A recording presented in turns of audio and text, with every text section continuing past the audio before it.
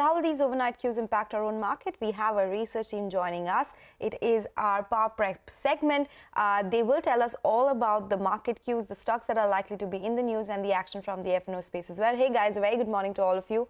First up, Vivek is joining us to tell us about all the market cues that we will be focusing on today. Vivek, good morning.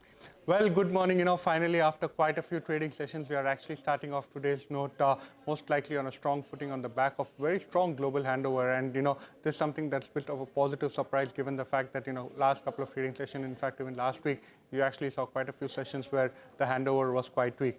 The U.S. markets continued and gave a very strong close as well. And this was on the back of the fact that quite a lot of the U.S. banks that reported their earnings were much above what the street was anticipating. And this led to quite a bit of a buying activity along those, those banks especially. The European markets, if you're talking about it, most of them ended with strong gains on the back of the fact that, as you mentioned earlier, that, some of the proposed tax cuts and some of the proposed policies in the budget were being rolled back, and this is something that the markets took quite a bit of heart from.